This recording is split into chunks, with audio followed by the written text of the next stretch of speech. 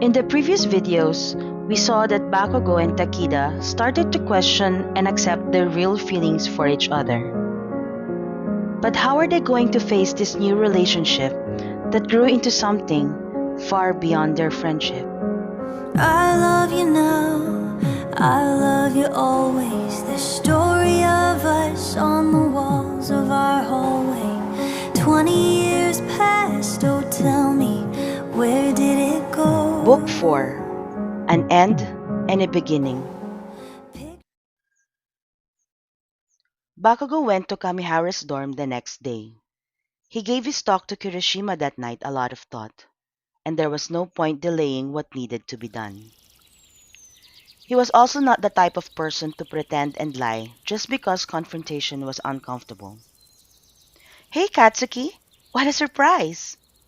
Kamihara greeted him. We need to have a talk. Kamihara lost all the smiles on her face when she heard the seriousness in Bakugo's voice. "About us," Bakugo replied. Then they both fell quiet. Although Bakugo knew what he needed to do, it still wasn't easy. Kamihara had been nothing but nice, and he didn't want to hurt her. But knowing his feelings for Takida, then he didn't want to lie to her either. So he started. "Enya, you're breaking up with me," she interrupted him. Bakugo just looked at the floor, and as he was about to say something, Enya cut him off again. "You don't have to explain," she said. She did not appear to be mad, but she looked defeated. "I knew this would happen one day. I just didn't know it's going to happen this soon." "What do you mean?" Bakugo asked. Kamihara looked at him with sad eyes. "Your heart has always known to whom it's going to belong to. I saw it from the start. But you didn't.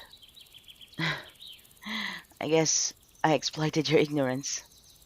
I told myself, since you're not aware of it, then maybe, just maybe, I still have a chance." Well, obviously, I'm wrong." Then a tear fell down her eye. Bakugo wanted to comfort her, but he honestly didn't know how. So they just sat there for a very long time. And that was it. No drama or whatsoever. After long minutes of silence and Kamihara crying, she wiped her tears, stood up, and left. She said nothing to him, even until she went inside the dorm.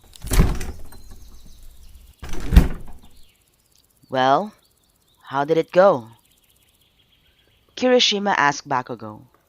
He was waiting for him to come back at the front porch. "It was bad," Bakugo replied. So, how you holding up anyway? "We will both be fine, I guess." "I see," Kirishima said, paused a little, and then yelled, "Guys, bring out the barbecue!" Bakugo saw that Zero and Kaminari were actually by the window waiting for Kirishima's signal. Then the door burst open with Zero carrying a cooler. Mina and Jiro each had grocery plastic bags with them. Most likely, it contained meat and vegetables. I'd be fine by myself! The typical angry Bakugo yelled, but Kirishima only ignored him and said, "This was Kaminari's idea, since yesterday when you had gone missing the whole afternoon." Kirishima explained. "The guys were down for it, since they also noticed that you're not your usual self. You know, exploding things unnecessarily and yelling at everyone." He joked. "But they don't know what we talked about last night. I didn't tell them. For sure, though, they will find out about you and Kamihara soon enough." The Baku squad started setting up outside. Some of their classmates who had gone out for their Sunday stroll outside school saw them and decided to join. I we blasted some music? Before long, almost everyone was outside for the spontaneous barbecue. Pocho is out with Bakugo, Hound Dog told Takida when she came to pick up Pocho for a jog. It will be December in 2 weeks, and she wanted to jog as often before the snowfall. Oh, that's okay. I'll just catch up to them. A good 5 kilometers away from the kennel, Bakugo took a quick break with Pocho and sat by the creek. You're not such a bad partner, Imp. No wonder Kida likes jogging with you, he told Pocho, who just twisted his head left and right while staring at him. You think I'm a better jog partner than Kida? He joked, hoping to steal his loyalty from Takida. Again, Pocho just stared at him and twisted his head left and right, looking confused. Well, you don't have to answer. I bet you're crazy about her, he accused. He then lied down on the grass and used his arms as a pillow for his head. He closed his eyes and breathed in some fresh air, then asked him, Hey Imp, you think I'm crazy about her too? To his surprise, Pocho jumped onto him and licked his face vigorously. Pocho, you rascal, stop it! Get your hands off of me, damn it! He sat up as he tried to save his face from him. Then he heard someone running from behind.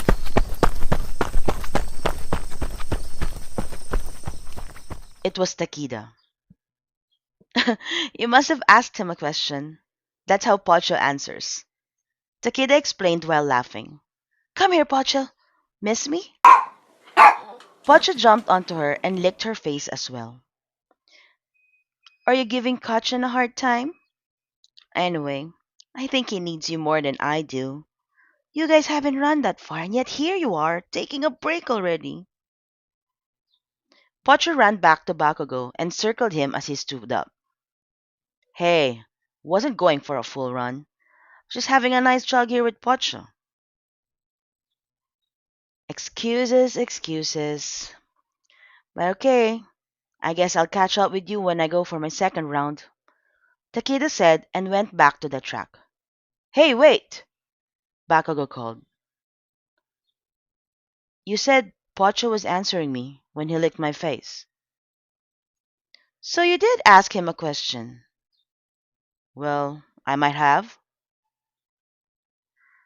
Well, if he just looks at you, it means he doesn't know what to say. But if he licks your face, his answer is yes. And the way he was licking and jumping on you, his answer was definitely a yes. Then Takeda ran off. Bakugo glared down on Pocho, then very slowly lifted his lips to smile at him. You brat. Pocho wagged his tail and jumped on him, trying to lick him again. Early December of the same school year. Hey look, she's snoozing again. Kaminari pointed at Takeda. Oi! Bakugo nudged her lightly.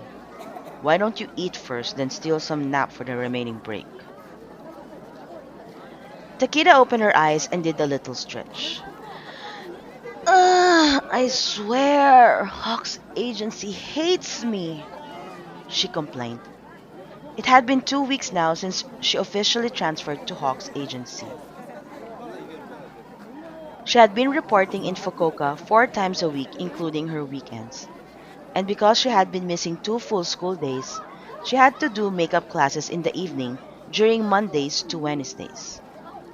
Well, good for us, we only follow twice a week work study at our hero agency, Saro said.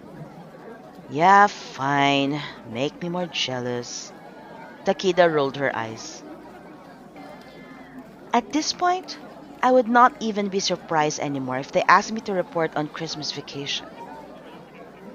I guess there's no use complaining.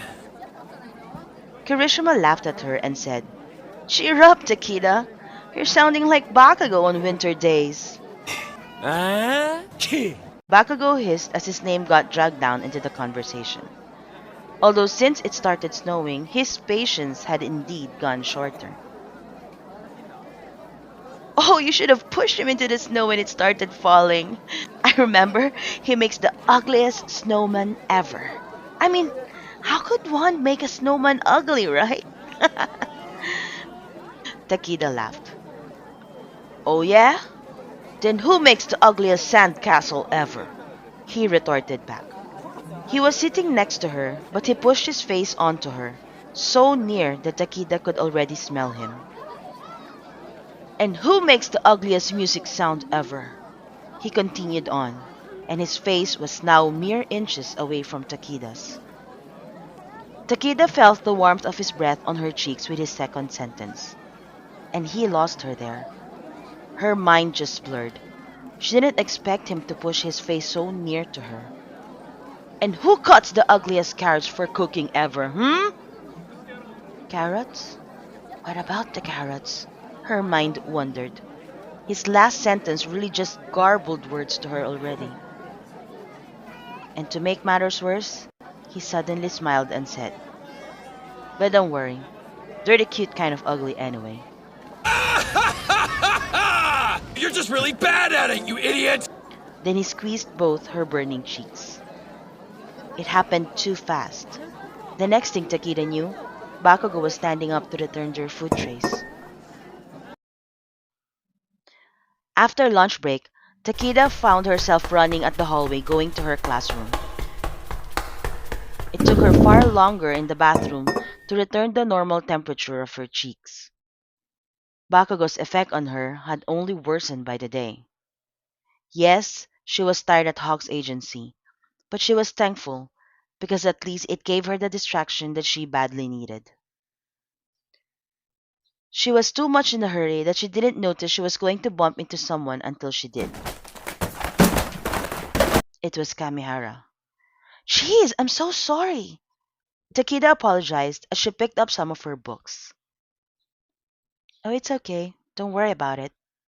Kamihara said as she accepted her books picked up by Takida. Hey, haven't seen you a lot lately. Well, actually, I'm hardly in school either, Takida said. Kamihara smiled with a bit of confusion. Uh, you don't know? Know what? Kamihara looked at her as if checking if she was serious. Um, Katsuki broke up with me. What? When? Why? Takida could not believe her ears. Kamihara just looked at her. She was smiling, but her eyes looked sad. She stood up and said, I better go ahead. Takida stared at Kamihara's back as she walked inside one of the rooms. They broke up? What did I miss? And how come Katchan never told me?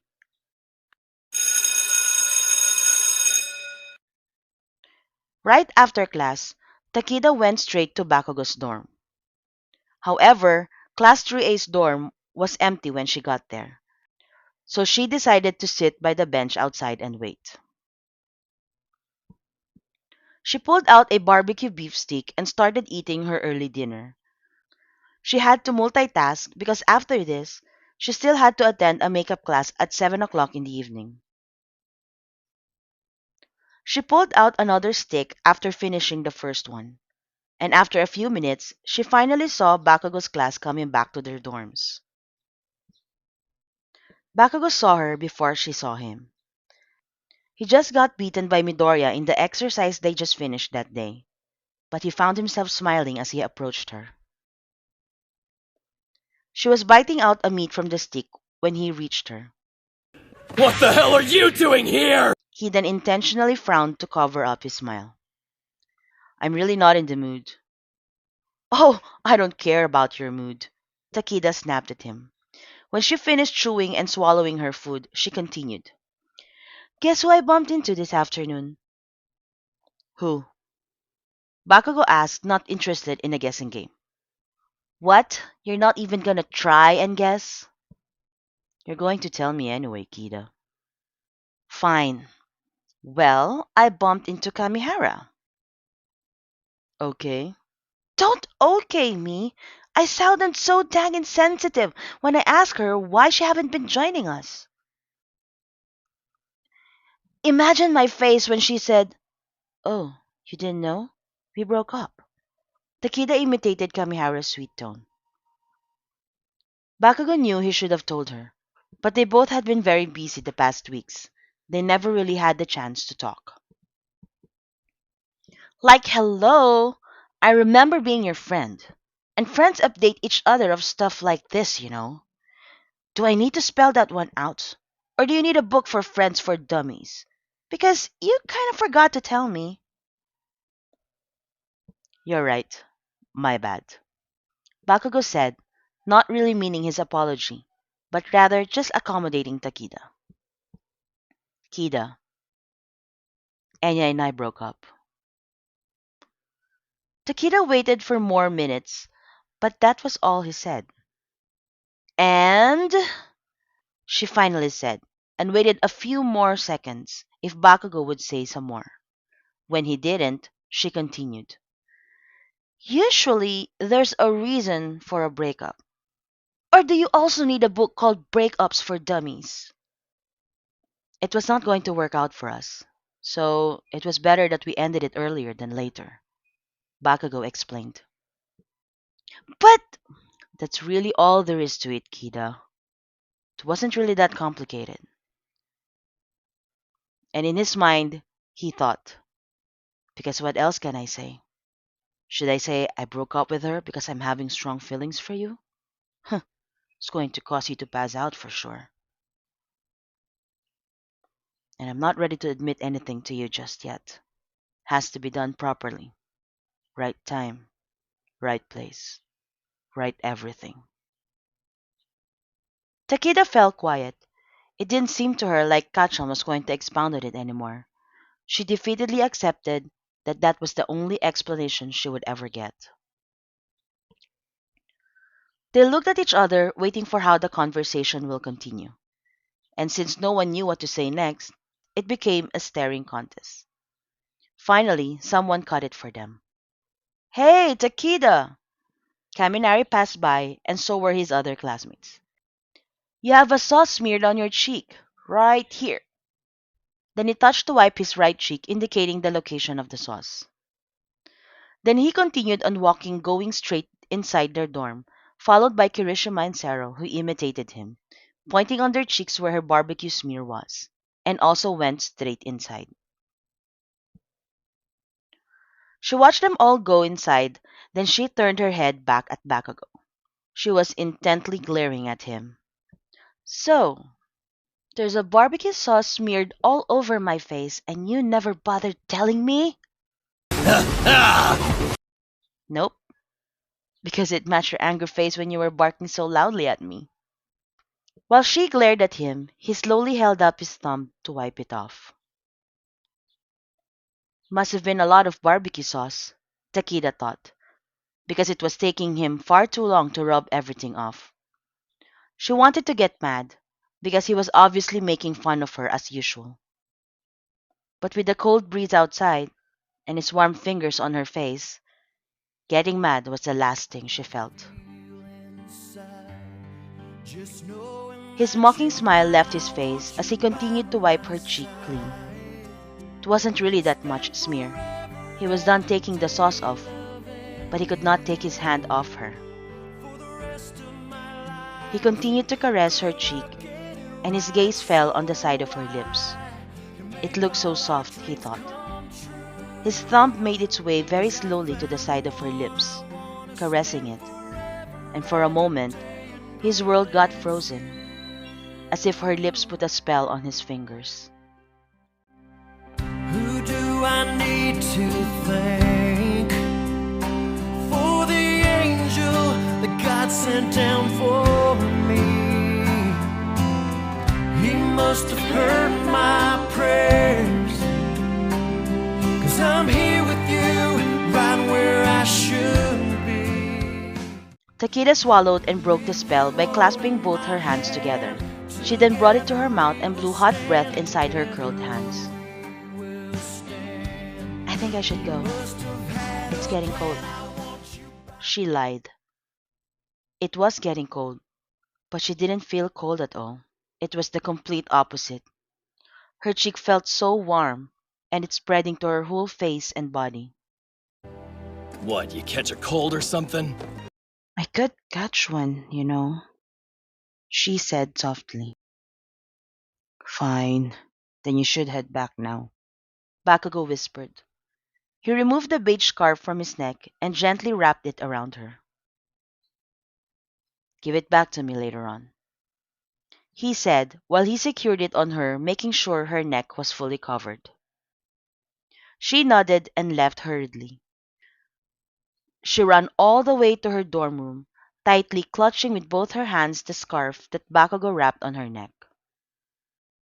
As he watched her run, he realized how close he was to admitting his feelings.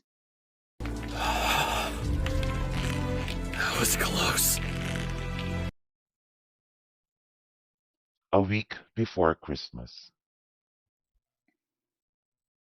It was almost Christmas, but hero training was still nonstop. Class 3A was having their freestyle quirk exercise in the Gamma grounds. Bakugo was currently sparring with Midoriya. I need an advice, Izuku. I won't normally ask for one, but it is really important to me, Bakugo said while dodging Midoriya's kick. Did I hear him right? Kachan is asking me for an advice? Midoriya thought. Their relationship has changed so much after the war. They were still not best buddies, but the respect and trust they have for each other now were definitely undeniable. Advice on what? Midoriya sent Bakugo another kick. Kida. What about her? They continued on with their exchange of kicks and punches for a couple of minutes. When Bakugo didn't say anything more, Midoriya nudged him. Well, are you still interested in getting my advice? Yes, you impatient nerd. I just don't know how to say it. Bakugo finally landed a hit on Midoriya, sending him to the floor. Midoriya wiped a sweat from his forehead and remained on the floor. Bakugo paused with the sparring and sat in front of him. You've known Kida for as long as I did, so you are the best person I could ask. Bakugo started, and then long silence again. So Midoriya nudged him to continue. And? Could you give me time to think? I remember being the impatient one here, Bakugo yelled. Midoriya noticed that it wasn't easy for Bakugo to ask for an advice. Perhaps asking it from him made it even more difficult. Finally, Bakugo talked. His eyes were glued to his hand, which was currently playing with his combat boots. I have recently come to terms with how I really feel for Akida. That she's more than a friend to me. He didn't look up at Midoriya. He didn't want to be judged. But when he heard no reaction from him, he slowly lifted his eyes to peek. Midoriya was smiling. It wasn't making fun of his confession.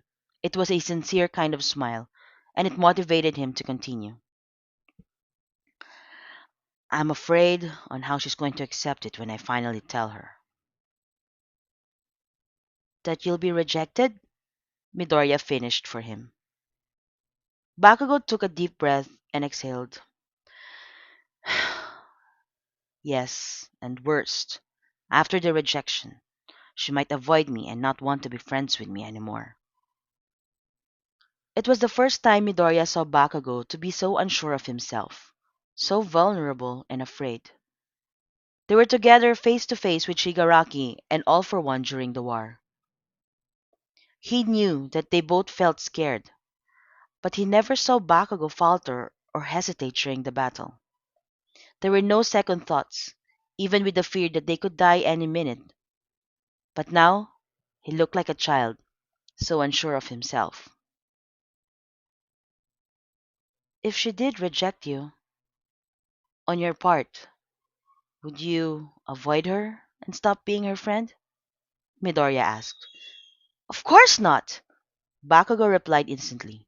If friendship is all she could give me, then it's something I'm not about to say no to. Then I'm sure that's how she feels for you as well, Midoriya replied. That's exactly the way I feel about things. Bakugo looked at him and saw how confident Midoriya was with his reply, and he found that reassuring. I wonder what that was all about. Uraraka asked Froppy and Momo as they watched Bakugo, Midoriya, Todoroki, and Kirishima outside, all bent on doing something. All four of them looked serious. You better make sure your Dark Whip is holding it well, Izuku. I'll kill you if this flies off, Bakugo demanded. Don't worry, I got it locked on, Midoriya answered. Don't you worry. I've already condensed my fire and I'm ready to melt the rock, Todoroki said. Don't melt it icy hot! Just soften it! Bakugo scolded him. You better bring all you got to this, icy hot! Kirishima, don't pound too hard. Just shape out the side of it so it becomes oval and smooth, Bakugo instructed. Then I'm going to use a bit of explosion so we get texture on the front. Okay, let's kill this! Understand? Let's do it! Let's go! Let's get this over with. It's late. Todoroki let out a small but super hot flame on the small rock that Midoriya was holding on using his dark whip. After some good 20 seconds of flame, Kirishima started hammering the side of the object, making it as oval as he could. Then Bakugo would let out a small explosion to flatten and to give it a unique texture. They repeated it twice, then dropped it on the ice that Todoroki made for it to cool down. Whoa! What are you doing, guys? Denki ran outside and saw the rock about 1 centimeter in diameter that was slowly melting Todoroki's eyes. I can't take this much beauty. I think I might actually die. It was red and blue at the same time. He wasn't really sure of the color as it changes depending on the angle you were looking at it. That's so cool, Kaminari said. Whew. Bakugo let out a deep breath. It was already winter, but Bakugo felt the sweat on his forehead. Todoroki's flame was intense. At the same time, he was nervous on how the rock would turn out. He wanted to give Takida a necklace for Christmas, but he didn't want to just buy from the jewelry store. He wanted it personal, so he forged a pendant out of a special rock. It was a rock that he found on the first skiing trip he went to with Takida. He got injured in that trip. He didn't want to join in the first place as he was not really a fan of skiing. But Takida forced him to it, and so they ended up spending half of their vacation in the hospital. Christmas Day. For the 3 years that UA practiced the dorm system, UA students normally stayed in school for Christmas and were sent home for the new year. During Christmas, curfew rules were lifted, but still, no one was allowed out of school grounds beyond 9 o'clock in the evening. Since Takida enrolled in UA, Bakugo would drop by her dorm after their own class dinner. Non-dorm residents were only allowed in the common areas, so they decided last year to meet at Takida's balcony. It was technically a shared area, since it was a long balcony that connected all the rooms on one side of the building. There she brought hot tea to cap off their night. They also called Nana and Bakugo's parents to greet them. This year, though, would be Takida's first Christmas and New Year without Nana. So for New Year, she will be going home to the Bakugos. When he reached Takida's dorm, he didn't bother going to the front entrance. He circled his way to the side where her room was. He scaled it easily, and although her balcony door was already unlocked and her room lighted, she wasn't there when he peeked inside. So he decided to just stand by the balcony railings to wait. He was nervous. He touched the box inside his pocket. It contained the necklace that he made with Midoriya, Todoroki, and Kirishima. They all urged him to confess to Takida tonight. Even Todoroki, who was usually nonchalant about everything, seemed excited for him. He had taken a fondness for Takida when she joined them for work study at Endeavor. They also did regular quirk trainings together as recommended by Endeavor due to the nature of their opposing quirks. And of course, fighting and almost dying together during the war also brought them closer. It brought everyone closer. The war reminded them of how precious and short life could be. But despite their push, Bakugo felt it was too soon. He didn't want to startle Takida, especially since he just broke up with Kamihara a month ago. His thoughts were finally cut off when Takida entered the room with 2 cups of hot tea. She smiled at him. He found himself smiling back. She really was always a breath of fresh air. He slid open the balcony door and took 1 cup from her. He raised his cup as a toast. Merry Christmas, Kida. Takida clicked her cup with his and greeted him back. Merry Christmas, Kachan. They sipped their tea in silence as they stared at the sky. They sat on the wool carpet that Takida had laid down earlier to protect them from the cold floor. I think it's better we call your mom and dad now, so they could sleep already. Bakugo took out his phone and called home. The conversation took quite a while. Takida and Bakugo's mom had so much to talk about. After the greetings and asking how Takida was, they both went on about what they will prepare for New Year and where they will all go to do their first for the year. Bakugo and his dad stayed on the background trying to catch on with the conversation, but the two were like bees, nonstop in buzzing. So Bakugo just sat back, watched, and waited for them to finish. He liked how comfortable and familiar Takida was with his parents. He found himself smiling, daydreaming on the day he would introduce Takida as his girlfriend to his parents. They will definitely like that news. They probably love her now more than him. He continued to smile at that thought. Bakugo remembered that whenever they get into trouble with his parents when they were young, for breaking something or showing up bloodied from playing, he would always make Takida come with him to face his parents, because his mom could not bring herself to get angry with her. So in turn, Bakugo didn't get too much scolding as well. And what are you smiling at, Katsuki? His mother snapped. Oh, my mother finally remembers she has a son, he answered as he sipped his tea. We'll wait for you, okay? Try to come as early as you could, or I'll throw all your gifts to the garbage, she replied. Finally, they bid their goodbyes. Your mom's always such a sweetheart, Takeda said. Huh, Bakugo replied, but couldn't quite argue. Let me get you my gift. Takeda stood up and brought out her unwrapped gift. Every year, she gave him a knitted scarf, which she did herself. It was Nana who taught her how to knit. First, here's the one I borrowed. She returned the beige one. She blushed a bit as she remembered how she slept with it every night, reminiscing the day Bakugo wrapped it around her and how warm his fingers were on her cheek. Then, here's your new one.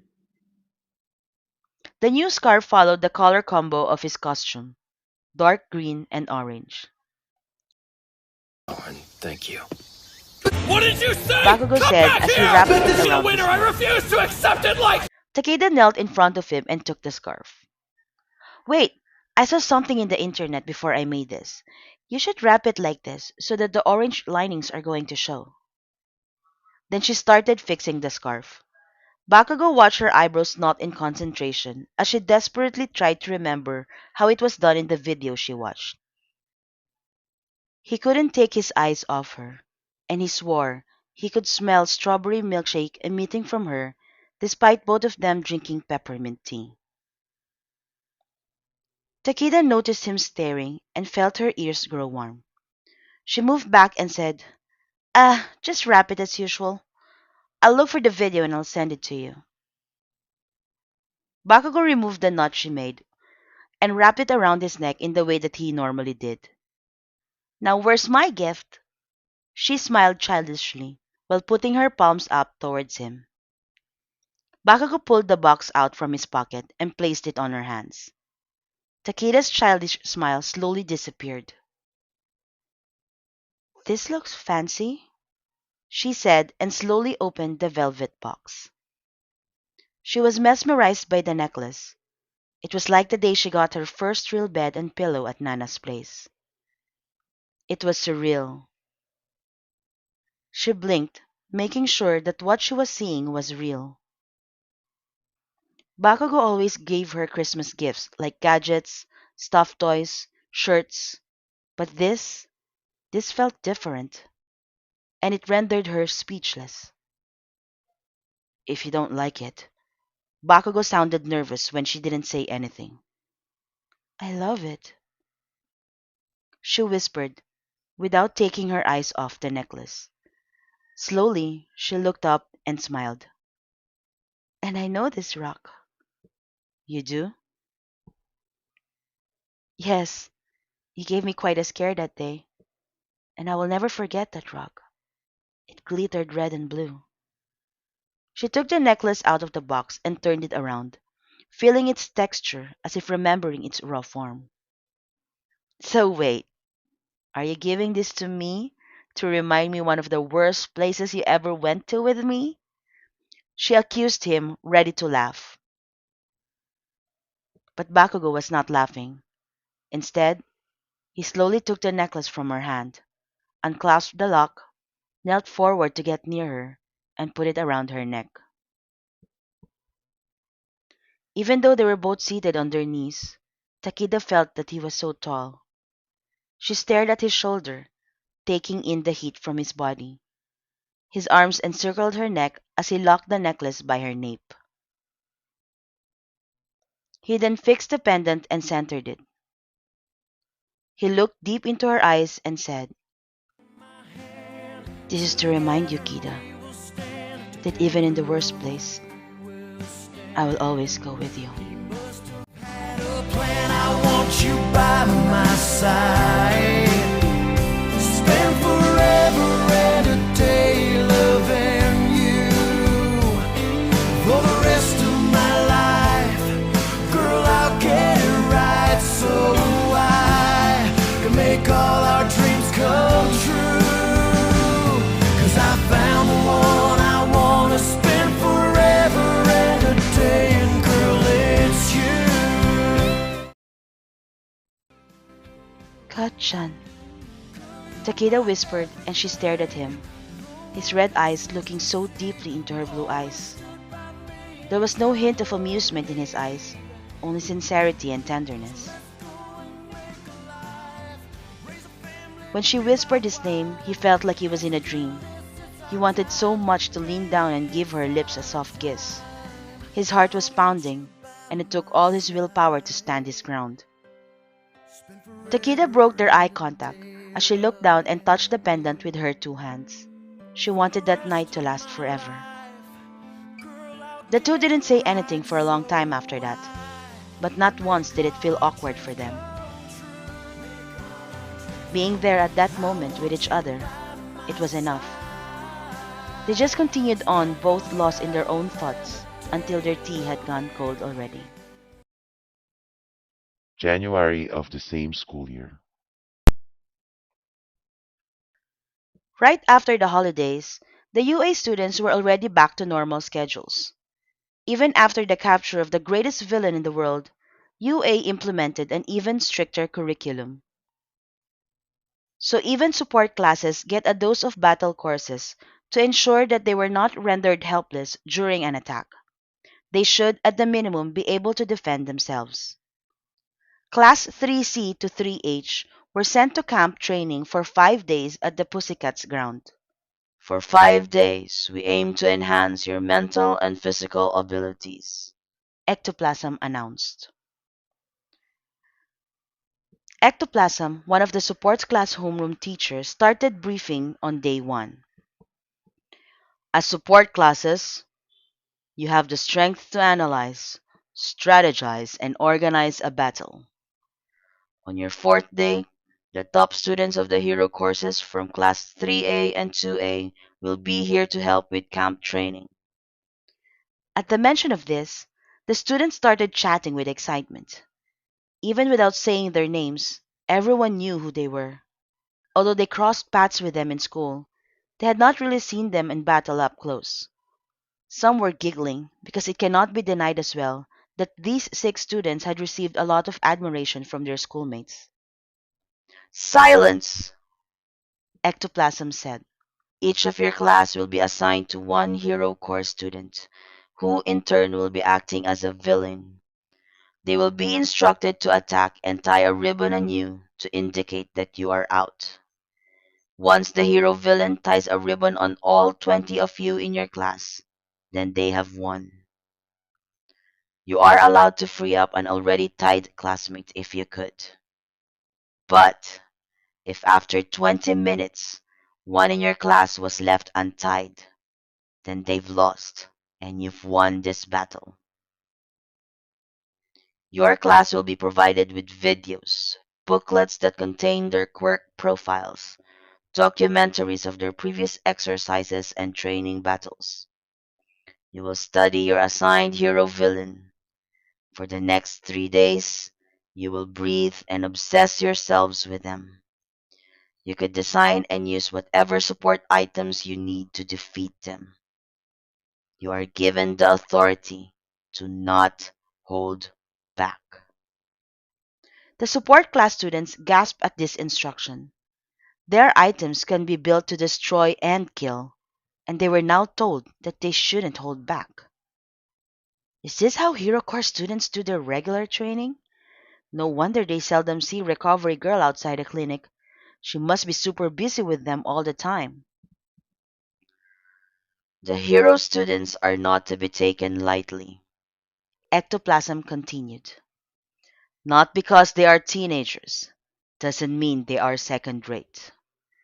These 6 students have fought alongside top pro heroes. Your advantage here, aside from the 3-day preparation and advanced information, is that they know nothing about your quirks, your support items, and what you can do. You have the element of surprise. You will also have the advantage of the terrain, as you could choose where you would like the battle to take place. Currently, they have no idea that they will be pulled out from their classes on Thursday to assist in this activity. They will have no mental or physical warm-up. The teachers then handed out all the paraphernalia for them to prepare for Thursday, and the students wasted no time discussing and brainstorming within their class. They were given free hand to explore the Pussycat grounds to familiarize themselves and create traps if they want to. The laboratory to create their items have been buzzing nonstop as well.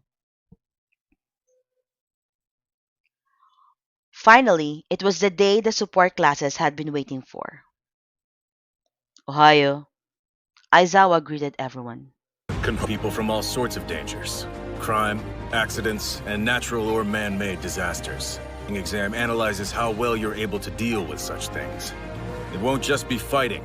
Your ability to gather information and make quick decisions will be judged, in addition to how well you communicate, cooperate, and lead others.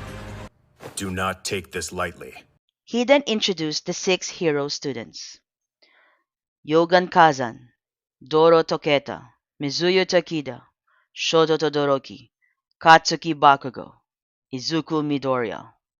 Today, you are not heroes. You will be villains. Each of you will be assigned to one class. Your goal is to tie each and all of them with a ribbon in less than 20 minutes. That was all Aizawa said. No pep talk to motivate them or to give their best. No advance notice that the support class students had been prepared for this for the last 3 days and that they were told not to hold back. In fact, Aizawa even added an information that surprised the support classes. The hero villains will also wear stranglers that will allow them to only use 40% of their quirks and physical abilities at all times. What? Aren't we giving them too much credit? We prepared for 100% of their power. We could take them on. One of the support class students yelled. Huh? Are you underestimating me? Idiot! Bakugo retorted back. The groupmates who complained patted him on the back. Chill, man. Don't want to anger Dynamite. We want to pass this exam. An angry Dynamite will only show even less mercy on us. Do not think that we look down on all your efforts. Aizawa reassured the support courses. But the 6 of them did face All for One and lived. So I expect nothing less from them. The support classes shuddered at his words. They also knew what a badass teacher in Pro Hero Eraserhead was. Not only can he expel a student without thinking, but he could also remove anyone's quirk before he could even think of blinking. Prepare for intensive training. I expect each of you to go plus ultra. Do you have it in you? Yes, sir! Class C, you are assigned with Dynamite. Bakugo, that means you're up first. Let's start. A little over lunch, they were all done with the battle exercise. In the afternoon, they would commence to discuss and evaluate the 6 battles. Bakugo started with such an exemplary score that set the hero-villain's bar so high. All the supporting classes were at awe when he tied all 20 students in 12 minutes flat. What surprised them even more was that nobody was hurt bad enough for them to require to go to the clinic. The second battle was with Todoroki. He won the exercise in 15 minutes. Midoriya completed it in 12 minutes, like Bakugo. The heroes from Class 2A took them a bit longer to die every student assigned to them. Mizuyo was same with Todoroki at 15 minutes. Yogan completed it in 18, and Doro was a buzzer beater at 20 minutes. But regardless of the time, all 6 of them annihilated the 6 classes of 20 students. Late lunch was served by the Pussycats, unlike the previous days where the students cooked for themselves. The host said they will take care of lunch for now to give them all time to recuperate and be ready for the discussion in the afternoon. But dinner will have to be prepared by them already. The students took this as a welcome treat. So after changing from their jumpsuits and costumes, they all ran back to eat as they were starving after the rigorous battle they just had. After eating, Bakugo, Takida, and Midoriya chatted by the tree nearby. Kota joined them and sat on the grass with Midoriya. Takida and Bakugo were seated on a stone bench. Hey, that's my soda! Takida suddenly reached for the bottle that Bakugo was about to twist open. He escaped her hand and said, This is mine. No, that's mine. She extended her arm to grab it, but failed. What are you talking about? After minutes of them slapping off each other's hands, Koda poked at Takida.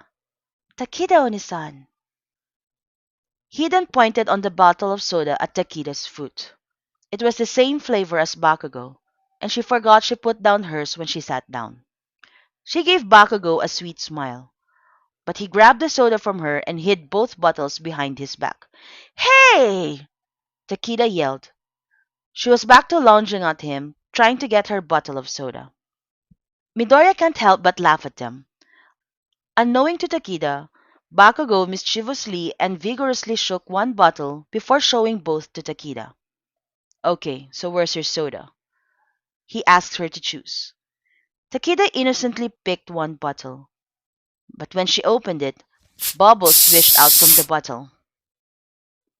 Kota and Midoriya had to jump up to get away from the mess, but Takida was not saved. Her face and pink sweater were smeared with the orange soda. Bakugo, Kota, and Midoriya can't help but laugh. I win! Kachan! Takida yelled, ready to pounce at him. Well, that's what you get for accusing me of stealing. Takida was wiping off the sticky soda from her face when Todoroki came to join them. What happened to you, Takida? Oh, she just made a bad choice today, Bakugo said mockingly as he drank his own soda. Takida looked at Bakugo intently. Her eyes were telling him that there was no way it was going to end like this. I am not going to wear this the whole afternoon, Kachan. Bakugo looked at her and saw how steady her gaze was. She wasn't mad, but he knew she would not let him get away with it. Oh, come on! You started it! He said as it slowly dawned on him what was about to happen. Well, mine was an honest mistake. Takeda tried to look like a victim. Bakugo stared at her and realized how well she was making him feel guilty, and she had no plans of backing out with that strategy. He sighed in defeat and took off his black sweatshirt. To Takeda's surprise, he wasn't wearing anything underneath. She had seen him shirtless hundreds of times before, but with all these feelings stirring inside of her lately, seeing him now made her let out a tiny gasp. Good thing Kota and Midoriya were busy laughing to notice how affected she was. She swallowed, kept her face firm, and also took off hers. Unlike him, she had a black tank top inside. They swapped sweatshirts. So now, Bakugo was wearing Takeda's pink sweatshirt with orange soda spilled on it. And if Takeda was asked of her opinion, she'd say he looked very manly. Todoroki shook his head at their childishness, gave his forever small smile, and teased Bakugo. Looks like you're the one who made a bad choice today, Bakugo. Shut up, Icy Hot! This has nothing to do with you! All four of them laughed. Not so far away from them were students from the support courses, observing and chatting about them. Watching them today was so different from the videos and all the books we've studied about them. Their caliber in fighting was just top-notch. One said. And yet, looking at them messing around gives me goosebumps. Because it reminds me that they're just teenagers like us. Yeah, they inspire me to do better. Would it be great if someday they would use one of your works? Oh my goodness, did Bakugo just take off his top? Oh, don't wake me, I'm dreaming. One girl exclaimed. Haha, he's swapping sweatshirts with Mizuyo's for pranking her. Oh, they're so cute. She has no fear of him at all. In fact, she kind of tames him. Another one giggled. On our video analysis, Mizuyo had a partnered battle with Bakugo. Man, should have seen them. Their teamwork, it was seamless. I wonder why they're not a couple. They'd make one powerful pair. A girl nudged her ribs and slightly looked at Kamihara. I'm sorry, that was such a stupid comment. Kamihara smiled regretfully and said, It's okay. Then she returned her gaze at Bakugo and Mizuyo, who may still appear to be arguing, but really look to be having fun teasing each other. Besides, you guys are right about them anyway, Kamihara said. The afternoon talk was very informative. Aizawa, though, didn't know what to make of Bakugo, as he gave his analysis in a pink sweatshirt that looked 1 to 2 sizes smaller for him. Bakugo may have looked a bit off during this talk, but his words definitely made up for it. He was still the explosive tyrant, but the boy really was observant and a genius. Your strat was good. Really pissed me off. You're not gonna win any fight that way. But you need to understand that our quirks in nature are all different. And I don't mean that as one being inferior, superior over another. Rather, the purposes are not the same. Mine is to attack. Yours are not. So you could have spent your preparation strengthening your plan based on your own quirks, rather than adjusting it to fight mine head on. It's good too if you focus on what I couldn't do and milk on that. I get very painful recalls when I use my quirk. So the more power I give out, the painful the recoil. If you had used your days formulating your attacks on me to defense instead, wherein I had to use my big explosions more, I may have lost to you. Or maybe not. Class 3C didn't want to believe him. He was being too considerate with his analysis. Then Bakugo continued. And the exercise didn't say you need to knock me out. It said, make sure that at least one of you was left untied after 20 minutes. One important thing I learned from the great heroes I worked with, that it's not always about defeating a villain in order to win. You also win when you are able to save. Then he looked at Midoriya and gave him a nod. Aizawa heaved with pride. His students had grown so much and far beyond his expectations. There was nothing else he needed to add after Bakugo's talk. He said it all, and even said it better than him. The rest of the hero villains gave an analysis of their own battle as well. The other students were all very excited to ask all of them questions at the end. Aizawa had to intervene because they still need to prepare their dinner. View this as a learning experience. It's a good opportunity for you. That's it for your special class. You're dismissed. The question and answer session made everyone more open to each other. The 6 heroes were no longer seated separately. They were now encircled by the support class students who had a lot of curious questions. Bakugo was washing dishes after dinner, and he was no longer understanding the series of questions being thrown at him at that time. He was busy watching Takida, who were surrounded by her male seniors. He carried the washed dishes to the other table to escape their questions. Here, let me help you. Bakugo heard someone say. No, the point was to get away, he said in his mind. But before he could decline, he looked over and saw Kamihara. He didn't recognize her voice.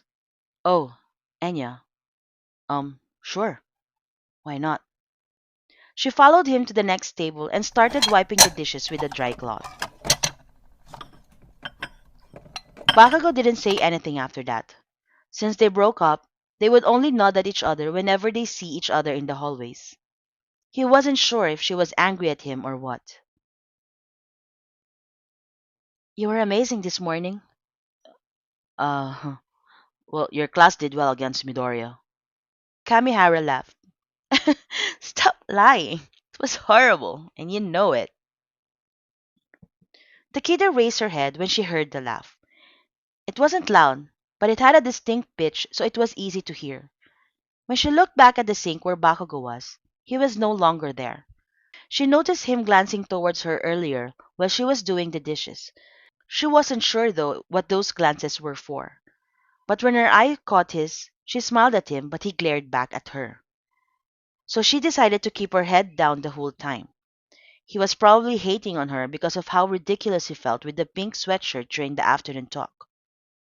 But when she heard the laugh, she lifted her head and scouted the area, and there she found him drying dishes with Kamihara on one of the tables. As soon as she saw them, she immediately looked the opposite side. Why are they talking? She asked herself. Are they getting back together? Did Kachan ask her help? And why is she laughing? Was Kachan joking with her? Her thoughts were interrupted when Kota tugged her shirt. Takida Onisan, let's go. Hello, Kota-chan. Go where? It's a secret. Are you done here? Well, almost. Let me just bring this inside. Wait for me here, okay? Takida said. While Takida was inside, returning the dried utensils, Kota ran towards Bakugo. He smiled at Kamihara and nudged Bakugo to bend down. He whispered something in his ear, to which Bakugo replied with, Okay, brat, I'll just finish this one. Kota then ran back to where Takida left him. Looks like you have a one-on-one meeting with Kota-chan, Kamihara observed. He seems very fond of you guys. The 3 days you were here, he wasn't even talking to anyone. But since he got here, the smile never left his face. Bakugo just nodded. It was almost 2 years ago when their lives, including Kota's, were at risk during summer camp. It was the night he was kidnapped by the League of Villains. Just when Bakugo thought he was done with the dishes, a new set of wet plates were placed in front of him. You go ahead. I can finish this, Kamihara offered. No, it's okay, Bakugo replied. They weren't really talking while doing the task, but at least Bakugo felt that there was no animosity from Kamihara. The stars are indeed very bright up here, Takida told Kota, her eyes wide with admiration. Thanks, Kota, for showing this to me. Every night I would see at least 5 falling stars in here, Kota boasted. Wow, that's a lot. So have all your wishes come true? Some no, but mostly yes, Kota smiled. Because you made them come true. The two heard Bakugo say as he climbed up the rocks towards them. I made them come true? Kota asked, confused. Yes. Wishes will only become useless dreams unless you work on it, Bakugo told him. And since you said that most of your wishes have come true, then it means you've been working really well lately, you brat. Kota beamed proudly and said, Yes, I have, actually. Then he abruptly said, Oh, I forgot something. I'll be back. Then he winked at Bakugo before running off. Bakugo didn't know what to expect when Kota whispered him to meet him there, but he was happy to see that Takida was there as well. About Kota leaving all of a sudden, though, was something a little bit like planned. He was happy to have an excuse to leave Kamihara in the dining area right after they dried the dishes. He didn't mind talking to her, but people do tend to gossip, and he didn't like that, especially now that he knew who he really wanted to be. If all the spirits be willing that Takida accepted his feelings, he didn't want it for people to yak about. In fact, he wanted to be private and intimate. Just saw one right there. Bakugo pointed up nonchalantly. Huh? A falling star, he said and went beside her. She looked up where he pointed, but didn't catch the star anymore. And as though her mouth had a mind of its own, Takida said, I saw you talking to Kamihara. Why couldn't she shut up? She thought. And worst, why did it have to come out as accusing? Enya went over to help, and we had a small talk about the battles this morning, he explained. Did he hear a tone of jealousy in her voice? He wondered. Or was it because it is what I wanted to hear? There's another one. This time, it was Takida who pointed up a falling star. And at the very same time, her phone rang. She checked and saw Shishikura's name pop up. Bakugo watched as she dropped the call. Why didn't you answer? Oh, I'm busy catching falling stars, she replied, still looking up. Well, more like I'm busy thinking of you and Kamihara. So, that's all you talked about? Takida wanted to slap her mouth at that moment if she could. She just can't help but return the topic on Kamihara. Yes, I guess you just wanted to have a friendly chat.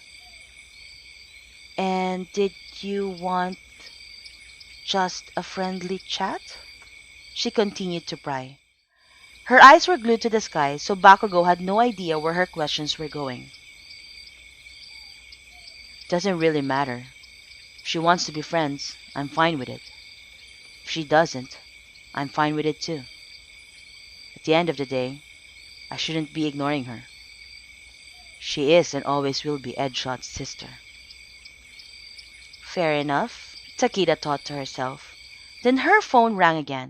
It was Shishikura, and Takida dropped the call again. Why did you eat dinner with him if you don't really like talking to him? Oh, he's fun to hang out with, she explained, finally looking at him. Huh! Then go ahead and hang out with him all you want. He glared at her, and this time it was his turn to stare in the sky. It was also his turn to sound accusing. Takida looked at him a bit puzzled. She remembered the time they talked about him and Kamihara, and he asked her if she was not comfortable with the two of them going out. Hers and Shishikura's might be slightly different than theirs, but she wanted to know how he felt about it too. Or maybe he just didn't like Shishikura because he turned him into a meatball. And so Takida asked, "Are you not comfortable with me hanging out with him?" "I'm not." Takida was surprised at how fast he replied, and without hesitation. She studied the side of his face. He was frowning so much at the stars. So she took her phone and called Shishikura. "Hello, Seiji." "Yeah, it's me." I had to drop it. I was in the middle of something. Anyway, um, look, about this weekend. I'm sorry, but I won't be able to make it. Bakugo could not hear the other line, but Takida continued. "No, nothing came up. I just can't go. Actually, I won't be able to hang out with you anymore." She stopped to listen to the other line, then continued to say, "No, no, you didn't do anything wrong." Bakugo couldn't understand what Shishikura was saying, but it sounded panicky, to which Takida replied, "Oh, you've been really nice, but I don't know, I don't think this is going to work out. And I feel really bad doing this over the phone, but I think it's best that I don't waste any more of your time." She paused again, listening to Shishikura at the other line. Bakugo risked baring his heart to her when he answered he was not comfortable with Shishikura and her. But he never expected Takida to reciprocate without hesitation as well, by calling and dumping the guy right then and there. She was still on the phone, and he just couldn't take his eyes off her lips. Her lips were moving, but he's not hearing what she's saying. It was calling him to kiss her. He felt his heartbeat go stronger and faster, his breath deeper and shorter, until he couldn't take it anymore. Bakugo forgot all reasonings and surrendered. He cupped her jaw with his palm, angled her to face him, and bent his head to touch her lips with his.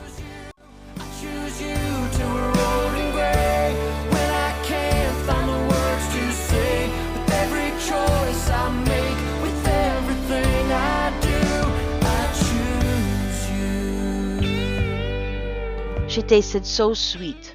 Her lips were so soft. The kiss was gentle, filled with so much pent-up emotions. It lasted just seconds, but the warm feeling that spread through their faces stayed for so long. Takeda was just about to close her eyes when Bakugo was slowly lifting his head. He stared at her as she opened her eyes. Her pupils had turned deep blue. They were blurry with emotions, like she just woke up from a dream. His eyes most likely looked the same, he thought. In the far distance, they could hear Shishikura on the other line calling out Takida's name. Takida pressed the phone to her ear and said absent-mindedly, "I'll call you back," then disconnected the call. As soon as Bakugo realized what he had done, he began to stutter. I'm sorry. No, no, not at all. I mean, I didn't mean it. I wanted to. What I mean is, yes, damn it." His heart was pounding like it's about to explode out of his chest. "What in the world did you do?" he scolded himself. "You've always said you wanted to do it right, and then you kiss her, you crazy bastard of a crap. Now what?" Takeda was still in shock to say anything. She was not even hearing him at all. Her mouth was slightly open, and her eyes were staring at the lips who just burnt hers. She raised her fingers to touch her lips, not sure of what really happened. "I'm back!" Kota jumped from the shadows. "I got milk and cookies!" He looked at Takeda, then at Bakugo, then back at Takeda, and then Bakugo, who were both frozen in place. "Is everything okay, guys?" Kota asked them. Finally, the spell was temporarily broken, but they were still looking shocked and dreamy at the same time. "Yeah, everything's fine, Kota." Kata joined Takida and Bakugo in the clearing where the view of the stars shined the brightest. He had no idea what he just walked back into. That night, Bakugo could not sleep. At 3 o'clock in the morning, he stood up and tried to meditate and do yoga to clear his mind. But the scene at the overlooking cliff with Takida kept rewinding in his head. The kiss was so fleeting, but he remembered every detail of it. He had his eyes closed when he bent down, but he was sure that her eyes widened when his lips touched hers. And as soon as he realized what he did, it was his turn to open his eyes in surprise. Next thing he knew, he could no longer make a coherent sentence. He was positive, though, that her eyes were blurry with passion. Her mind may be confused, but her eyes were the opposite. They were lucid, soft, and dreamy. If Kota hadn't woken them up from reality, he knew he would have bent down again and kissed her. On the other hand, he wanted to punch himself. Ever since he gave in to his real feelings, all he could think of was do everything right with her when he finally confesses. And now he did this. This was not how he planned their first kiss to be. Very far from it. Wait. He stopped his thoughts as he absorbed a new thought coming in. Was this her first kiss? It must be. It should be. Damn it! He can't imagine her kissing somebody else and then giving the look she gave him to another guy. He kept his eyes closed to block off the thought and proceeded with his meditation. He already accepted the fact that no sleep will come to him tonight. The next morning, he decided to talk to her. He really didn't know what to say, but one thing for sure, he didn't want to steer away from Takida about it. He didn't want to create any gap between them at all. He saw her at the fields instantly. Although surrounded by many other students, she stood out. He walked towards her and she didn't walk away. She looked like she had no plans of avoiding the matter as well. Bakugo had no idea what to tell her. He was leaving it to fate this time, on whatever comes out from his mouth. Because so far, even with all its attempts on planning, it didn't go as planned anyway. As soon as he was in front of her, he whispered, "Kida, about last night." At the mention of last night, Takida instantaneously bit her lower lip, and his eyes unintentionally went down and looked at her lips. She blushed, and he blushed. But before he could continue, Todoroki yelled as he ran towards him. "Bakugo! There has been an emergency. We are asked to report at Endeavor's agency for a mission in Egypt. Eraserhead will brief us along the way." Then he started to pull Bakugo with him. "Takida, you'll be joining Ectoplasm's class going back to school later." "Hold your horse, Two-Tone! Give me a minute!" Bakugo shouted. Todoroki paused and looked at him and Takida. "Okay, I'll see you outside then. I still have to inform Midoriya." Then he ran off to look for him. Bakugo returned his look at Takida. He didn't feel it was right to leave while something was hanging between them. But this was a talk he did not want to rush either. Looks like fate was not on his side this morning as well. He opened his mouth to say something, but nothing came out. Takida gave him a small smile. "I'll be waiting for you to come back."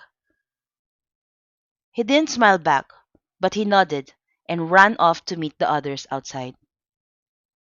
Despite him running towards an unknown mission, opposite where Takida was, he found himself buoyant thinking of her words. "I'll be waiting for you to come back." Oh, how those words felt so comforting. All the worries he had just flew away. He continued to rush towards their meeting place with a different kind of confidence and excitement to face and win over another villain trying to harm the peace they almost died fighting for last year. February 14.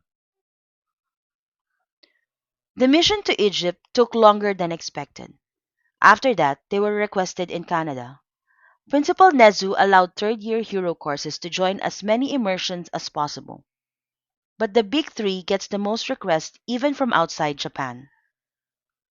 It was Boys' Day when the three of them got back to school. The last time they were doing schoolwork was during the camp training with the rest of the third year support classes.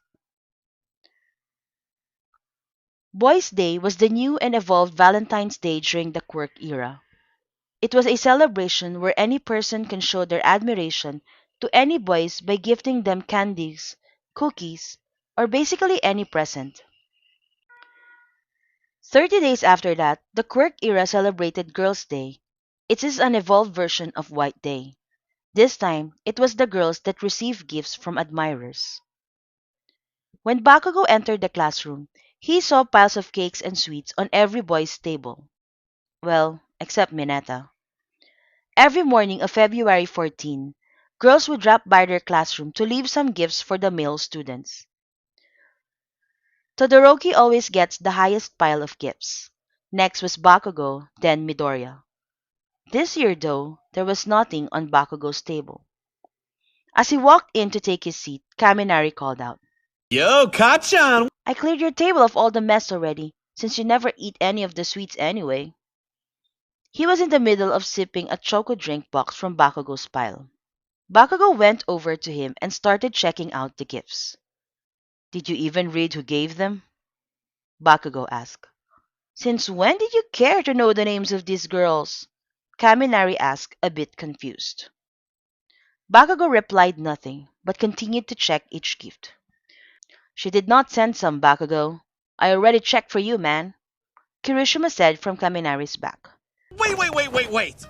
What is he talking about? Kaminari demanded the information from Bakugo. Who are you expecting a gift from? Kaminari was totally clueless. Yeah, who are you expecting? Mineta, who was seated 2 seats away standing on his chair, was also curious. Come to think of it, I'm also curious. Tokoyami crossed his arms and told Bakugo. Yeah, tell us! Tell us! Hagakure also shrieked. By now, everybody was invested in him. It wasn't every day that they get to see Explosion Boy mooning over a girl. Only Midoriya and Todoroki were showing mercy on him. Say her name! Say her name! Shut up, you idiots! Or else! Kachan. Denki tried to get Bakugo's attention. Shut up! Bakugo yelled. Kachan. Denki poked at him. What? Bakugo yelled. Kaminari only pointed at the door. Standing in the doorway was Takida. Everybody saw his whole face and ears turn red. They all fell silent as Bakugo walked towards the corridor. Takida was standing by the door waiting for him. When he was face to face with her, she smiled and softly said, I'm glad you're back. Then she shoved something into him, then ran back to her own classroom. He looked at what she gave him. It was a grenade-designed cookie. Her gift felt very different from all the gifts he checked earlier. Hers was made from scratch, with all the crooked edges, and he found it perfect. He smiled, looking at the now empty hallway where she ran away so fast. Slowly, he turned to walk back to his seat. His feet was walking on clouds. He looked like a child who won the grand prize from a slot machine. When he reached his chair, he realized the classroom had become so quiet.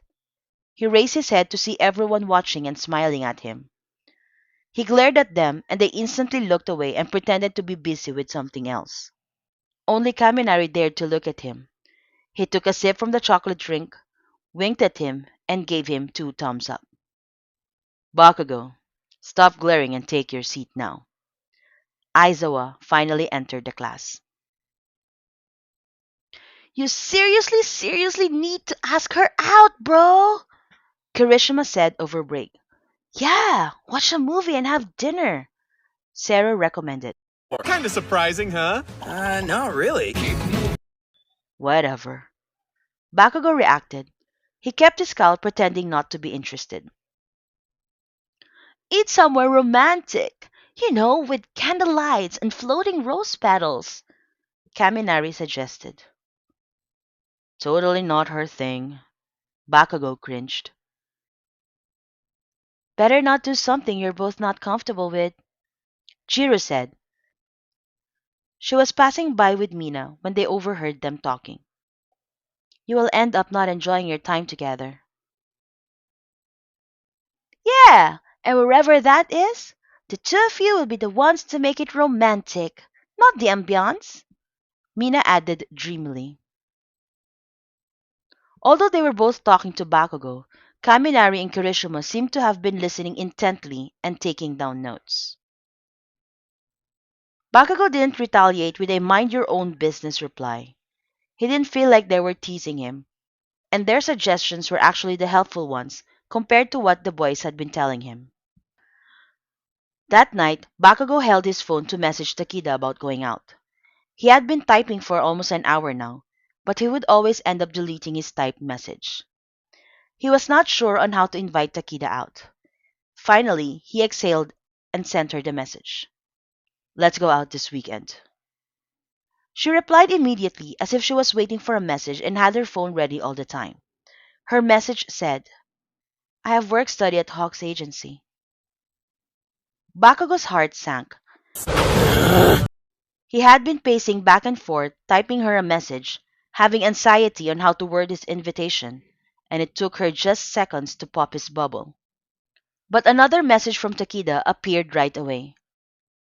I'm free on the weekend after that, though. Bakugo's eyes widened.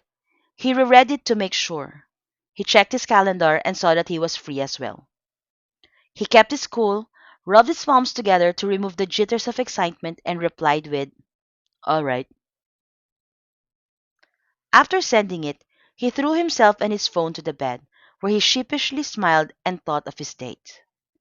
Date? He suddenly sat up. Was I clear that it was a date? He thought. Then he flopped himself back to bed. He didn't want to overthink at this point. The important thing was, by the next weekend, he will be going out with Takida. The day Bakugo had been planning for came faster than he thought. Aren't the guys joining us? Takida asked when they met at the school entrance and saw that it was just the two of them. Just you and me. He answered and placed both his hands in his pocket. Was she disappointed that it was just the two of them? He thought. Okay. She smiled sweetly at him. Her smile calmed his nervousness. Okay. She didn't seem disappointed. Now stop being paranoid, Bakugo told himself. So where are we going? She asked. Mount Gafu, he said and showed her 2 tickets for a panoramic ropeway. They both loved nature and skylines, and Takida had always wanted to go to Mount Gafu ever since she saw a photo of him during a trekking trip with his dad.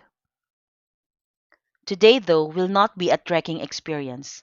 He planned for them to take the ropeway going up, enjoy the panoramic view, eat buffet lunch because Takida loved eating.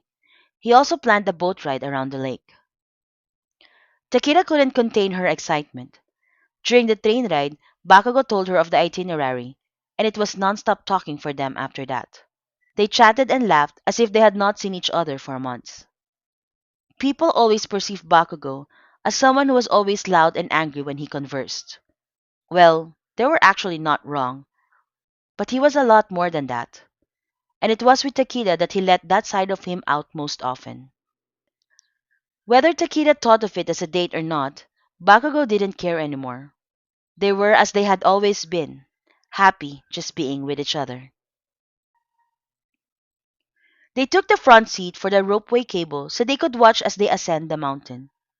Takida almost pressed her cheeks to the glass window as she tried to look at all the sides of the view. Bakugo, on the other hand, was busy looking at her glowing face than any of the views of the mountain. Takida had always been easy to please. She always saw the beauty in everything, one of the qualities he really admired about her. When they ate lunch, Bakugo sat beside her. Normally, when it was just the two of them, they would sit opposite each other. But Takida didn't mention it, nor she asked him to change seats. In fact, she liked it.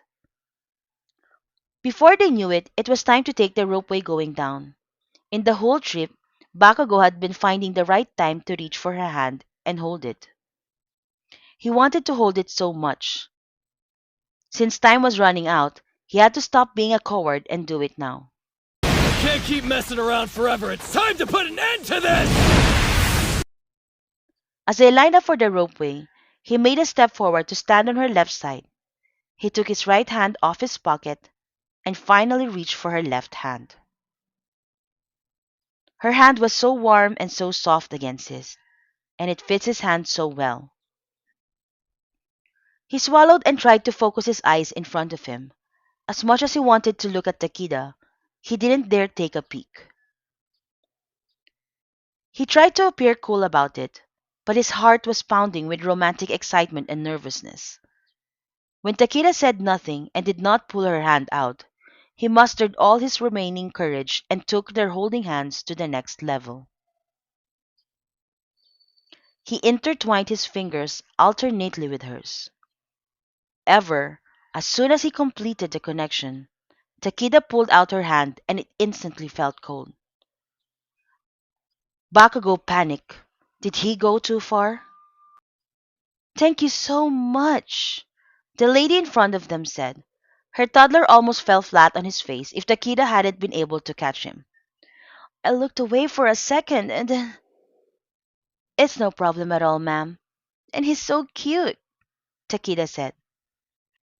Wait a second. The mother looked at her and Bakugo. Aren't you?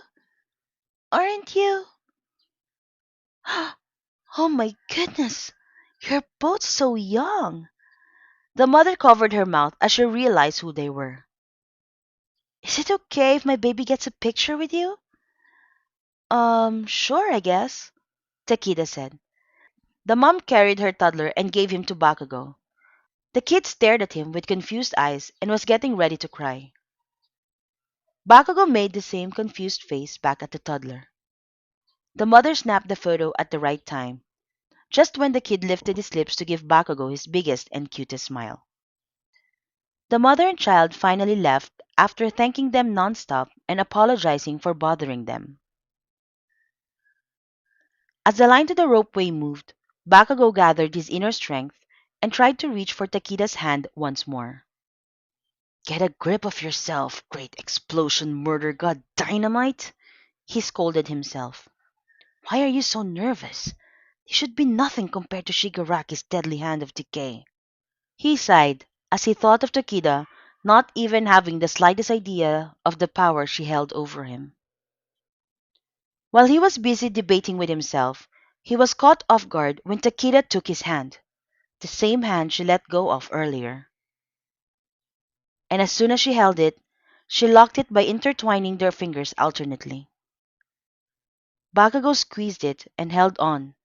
They were finally holding hands. They didn't let go even as they walked towards the train station going back to their school. On the train ride, Takida as always took the window seat. She placed her hands on top of her lap and looked at the window to watch the people still aboarding. Bakugo placed his hand over her and enveloped it with his. Nobody mentioned it. They acted as if it was the most natural and right thing to do. Takida tried to look calm, but the electricity running inside her body had been jolting her non-stop. Thinking back, since they left school, she had already noticed Bakugo pulling his hand out of his pocket for no reason, and then putting them back in again. When he finally held her hand, she patched off the pieces and realized that he had been trying to hold her hand this whole time.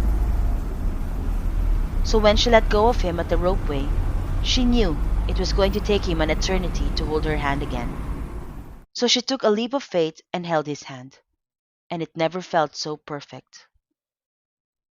When they got off the train, Takida tugged him to the grocery store near their school. I just need to buy something. Hold on.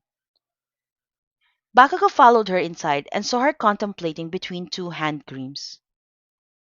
Since when did you start using that? He asked. He remembered she told him she doesn't use cologne, so much less a hand cream. My classmate said this will soften the ugly parts of my palms. She got a bit embarrassed as she showed some thickness on her palms that grew due to quirk usage. What a load of nonsense. He shrugged and took both her hands' palms up.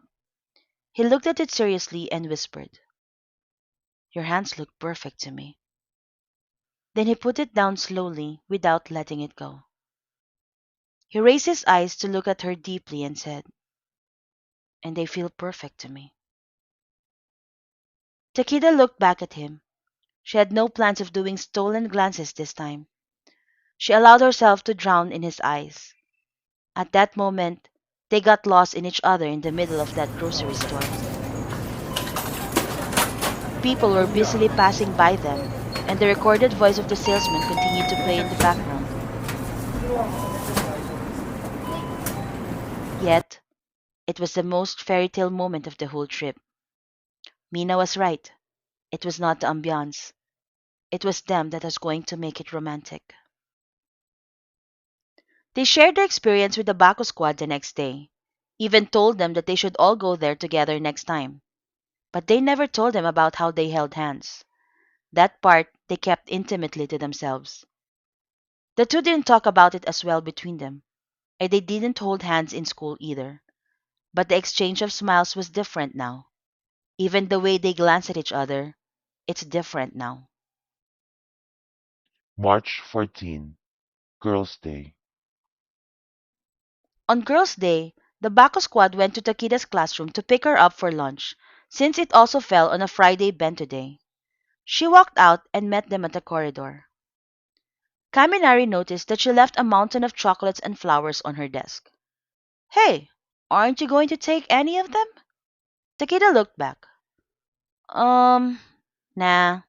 Last year, I ate one of the candies because it looked so delicious.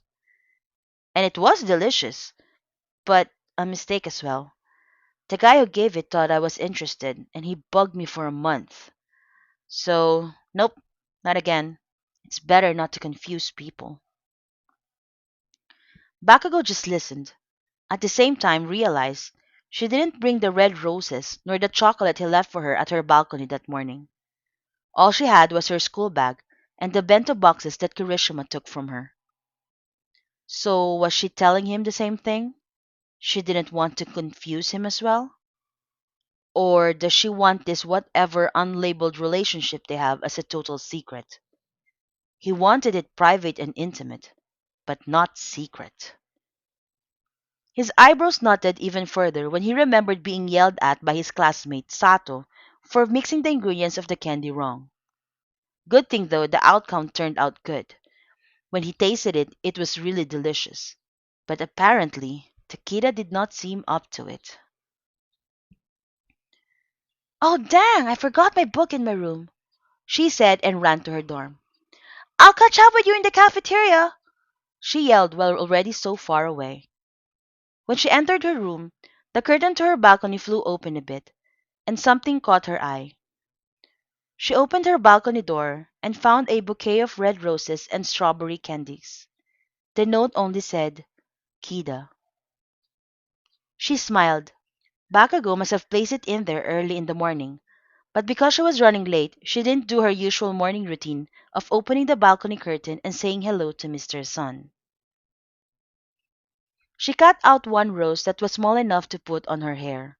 She took a hairpin from her table and secured it. She grabbed her book and the sweets, then left. When she entered the cafeteria, Kaminari waved at her. He was already halfway done with his bento. Bakugo, whose back was on her, seemed unhappy with his food. As she sat next to him, he turned and saw the flower pinned on her hair. He kept his face blank as he returned his attention back to his food. He kept his face blank as he returned his attention back to his food.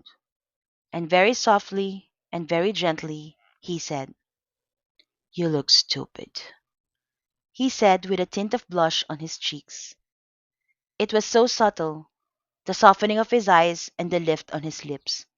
But the Kida knew him so much, and those were the kind of shy and sweet smiles that came straight out from his heart. She can't help but smile as well as she started eating. Graduation was nearing for the third-year students. As a tradition, the UA school held a graduation ball for them.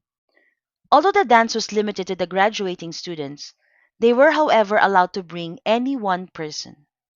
Not to insult what you're making, but I could save you the trouble and create one breathtaking corsage, Momo said to Bakugo, who was already sweating from what he was doing. Whatever, he answered, without taking his eye off his project. He wanted the corsage made by him. And that's thinking like a man, Bakugo. Momo sat next to him, cupped her face with her hands, and said, I never thought I'd see the day that you'd be so romantic. Bakugo glared at her. She just continued to watch him unbothered. 3 years as a class, by now, they already know Bakugo.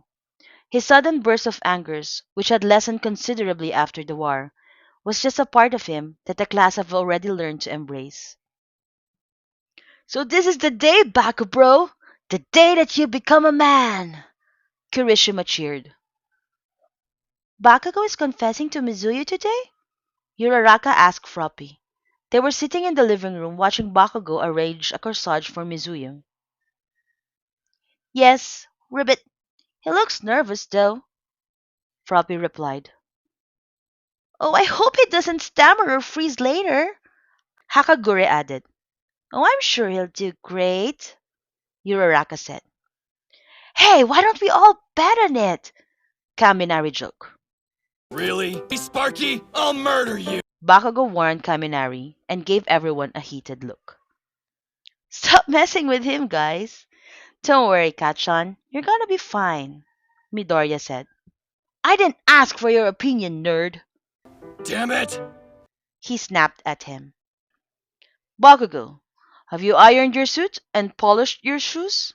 Ida asked. I heard you, Four Eyes! Okay, everyone. Let's all go to our rooms and dress up, Ida told the class. Bakugo kept his hands in his pockets as he walked towards Takida's dorm. He was hoping to keep all the nervousness and calm his excitement at the same time. As usual, before he could even knock, the same person who was opening the door for him greeted him. Good evening, Mr. Dynamite. You look dashing. Stop praising my suit! Oh, Mizuyo-kun, your Dragon King is here. Dragon King? Bakugo almost sent the boy an explosion to his face. But as soon as he saw Takida, he got immobilized and speechless. He thought these things only happen in the movies, but he really felt everything around him disappeared. All he could see was her. All he could hear was her. All he could smell was her. He was mesmerized. She was wearing a pale blue gown. She tied her hair up and exposed the beautiful contour of her face. Her only jewelry was the necklace he gave her. Girl, just look at you, standing there so beautiful, you take my breath away. Everything that you do just radiates perfection, can't find the words to say. But I know this is real, and the way that I feel, the way I feel inside, just knowing that you're mine, I want you by my...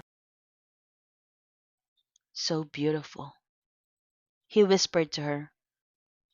He almost lost it when she gave him a smile. He wanted to swoop her and bring her to the forest top where they usually jog with Pocho, watch the stars all night, and keep her all to himself. He took out the corsage that he made for almost the whole day and placed it around her wrist. They walked to the gym where the graduation ball was set up.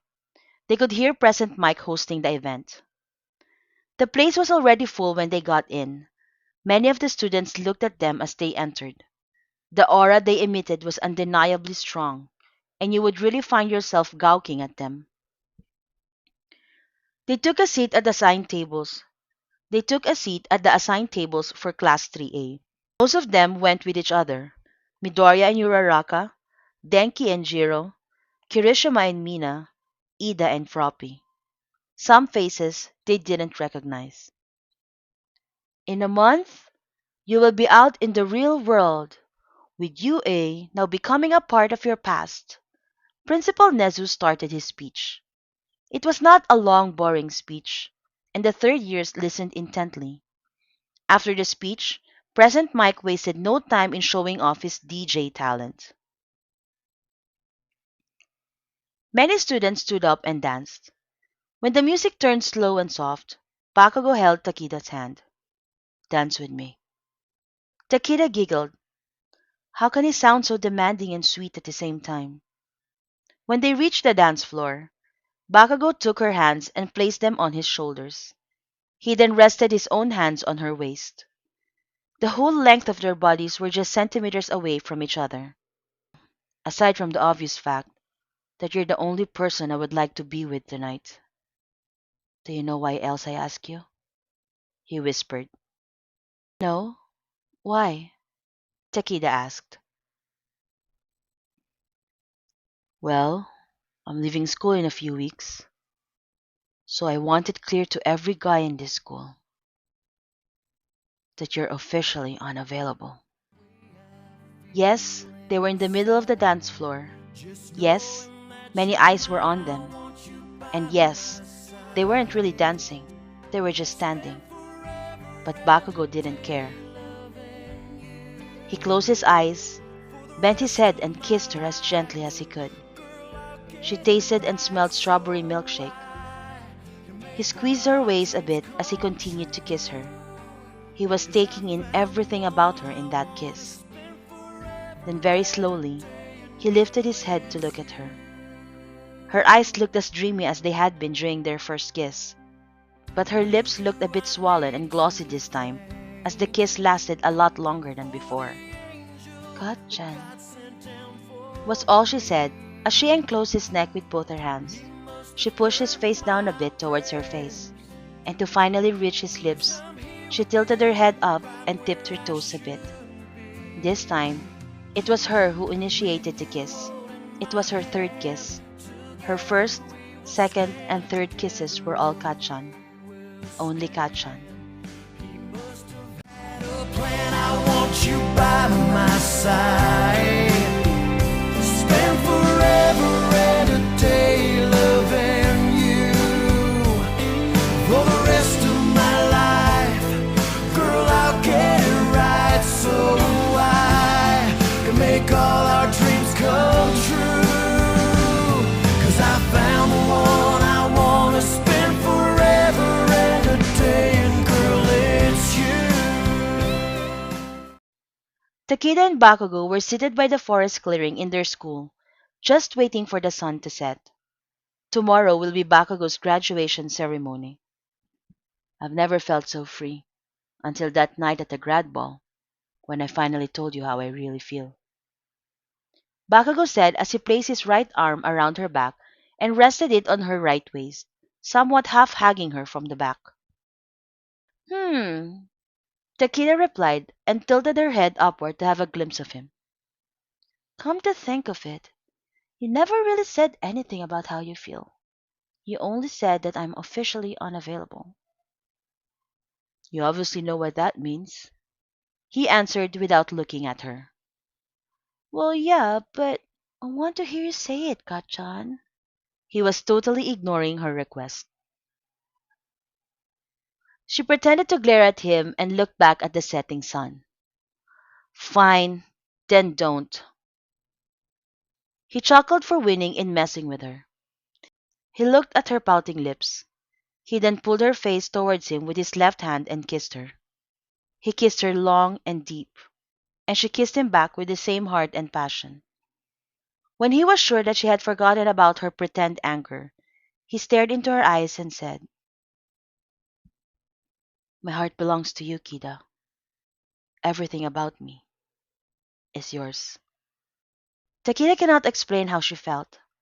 She took his left hand over her and placed it near her right waist to complete the full circle of his embrace. She then snuggled into him, buried her face under his chin, and closed her eyes. I love you, she thought. What did you say? Bakugo asked. Takida's eyes instantly widened. Did I say my thoughts out loud? Was the emotion too strong that I wasn't able to contain myself? Still hiding under his chin, she lied. Uh, I didn't say anything. He squeezed her with his embrace, rested his chin on her head, and said, Okay, I love you too.